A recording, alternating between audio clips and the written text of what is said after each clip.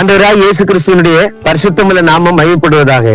கர்த்தருடைய பிள்ளைகளே, வெற்றியுள்ள ஜெப வாழ்க்கைக்கு நம்முடைய வாழ்க்கையில் இருக்க வேண்டிய மிக முக்கியமான ஒரு அனுபவத்தை குறித்து இன்றைக்கு இந்த வீடியோவில் நாம் என்ன செய்ய போறோம், ஆராய போகிறோம், பார்க்க போகிறோம். நான் அழகா சங்கீதத்துல சொல்லப்பட்டிருக்கிறது 55வது சங்கீதம் 17வது வசனத்திலே, அந்தி சந்தி மத்தியான வேளையில் தியானம் பண்ணி முறையிடுவேன், அப்போது என் சத்தத்தை கேட்பீர். இந்த சங்கீதக்காரன் அழகா சொல்கிறான், தியானம் பண்ணி நான் முறையிடுவேன் என்று சொல்கிறான்.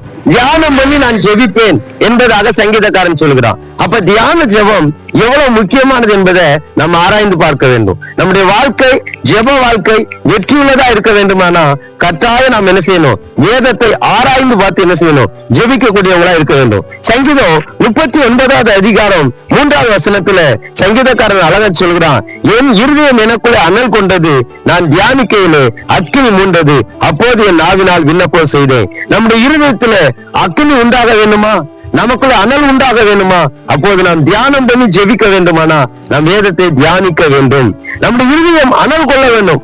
அனல் கொண்டாத்தான் நமக்குள்ள அக்கினி மூலம், நமக்குள்ள அக்கினி மூண்டாத்தான் நம்முடைய இருதயம் அனல் கொண்டாத்தான் நாம் என்ன செய்ய முடியும், ஒரு வெற்றியுள்ள கிறிஸ்துவ ஜெப வாழ்க்கையானது நாம் செய்ய முடியும். நல்லா ஜெபிக்கிற நீங்க விருப்பப்படுறீங்களா, நல்ல வேதத்தை தியானிங்க, வேதத்தை ஆராய்ந்து பாருங்க. அப்போது உங்களுக்குள்ள அனல் உண்டாகும், உங்கள் இருதயம் அனல் உண்டாகும், அக்கினி மூலம் உங்கள் இருதயம் அனல் உண்டாகும். அப்போது நீங்க வெற்றியோடு ஜெபிக்க முடியும். நீதிமொழிகள் இதை குறித்து அழகா 28வது அதிகாரம் 9வது வசனத்துல சொல்லப்பட்டிருக்கிறது, வேதத்தை கேளாதபடி தன் செய்ய விளக்கனுடைய ஜெபம் அருவருப்பானது.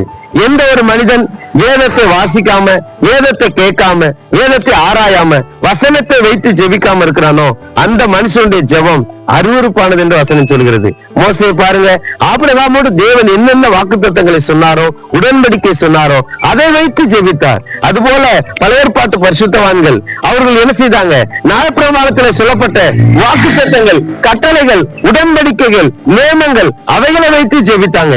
புதிய ஏற்பாட்டில் இருந்த பரிசுத்தவான்கள் பழைய ஏற்பாட்டு பரிசுத்தவான்களுக்கு தேவன் கொடுத்த ஒரு தீர்க்க தரிசனங்களை அடிப்படையாக வைத்து ஜெபித்தாங்க. அப்ப வேதத்தில் இருக்கிற எல்லா ஜெபமுமே வேத வசனத்தை அடிப்படையாக கொண்டுதான் செய்யப்பட்டதாக நாம் பார்க்கிறோம். எனவே நாமும் நல்லா ஜெபிக்கணும் அப்படின்னு நினைச்சீங்கன்னா வேத வசனத்தை வாசிங்க. அந்த வேத வசனத்தை வைத்து அதை தியானம் பண்ணி அந்த வேத வசனத்தின் அடிப்படையில நீங்க ஜெபிக்க ஆரம்பிக்கும் போது உங்களுக்குள்ள அனல் உண்டாகும், உங்கள் இருதயத்தில் அக்கினி மூலம். அப்போது உங்க நாவினால நீங்க என்ன செய்ய முடியும், விண்ணப்பம் பண்ண முடியும். இன்னைக்கு அநேக ஜெபிக்கிறாங்க, ஆனா வேதம் வாசிக்கிறது இல்லை. இது தவறான அனுபவம். அப்படி இருக்கக்கூடாது.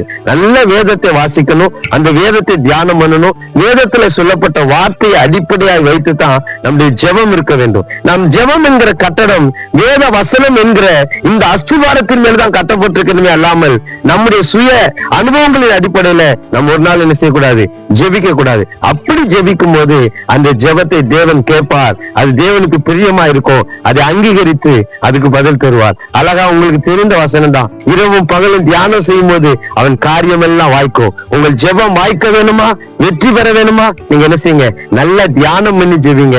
அப்படிப்பட்ட ஜெபத்தின் மேல் தேவன் பிரியமா இருக்கிறார். தியானம் பண்ணும்போது உங்களுக்குள்ள அனல் உண்டாகும், அக்கினி மூலம். அப்போது நீங்க விண்ணப்பம் பண்ணுவீங்க, அப்போது நீங்க வெற்றியுள்ள ஒரு ஜெப வாழ்க்கையை செய்ய முடியும், நீங்களும் வெற்றி பெறுவீர்கள். எனவே தியானம் செய்வதனுடைய முக்கியத்துவத்தை உணர்வோம். ஆண்டவர் ஆசீர்வதிப்பாராக. நான் உங்களுக்காக ஜெபிக்கிறேன். பரிசுத்த பிதாவே, உமக்கு நன்றி செலுத்துகிறோம்.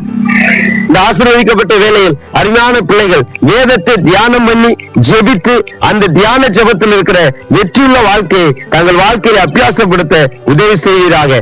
ஆசீர்வதிங்க, பலப்படுத்துங்க, தொடர்ந்து நடத்துங்க, உங்க நாமம் மகிமைப்படுத்தும். இயேசுவின் நாமத்தில் நல்ல பிதாவே, ஆமென். கர்த்தருடைய பிள்ளைகளே, ஆண்டவருடைய வார்த்தையை கேட்டுக்கிறீங்க, தொடர்ந்து நான் பிரசங்கிப்பேன். மற்ற அநேக ஊழியர் கர்த்தருடைய வார்த்தையை கொண்டு வருவாங்க, கேளுங்க. நம்முடைய சேனலை சப்ஸ்கிரைப் பண்ணுங்க, தொடர்ந்து ஆதரவு கொடுங்க. ஆண்டவருடைய நாமம் மகிமைப்படுத்தும். ஆமென்.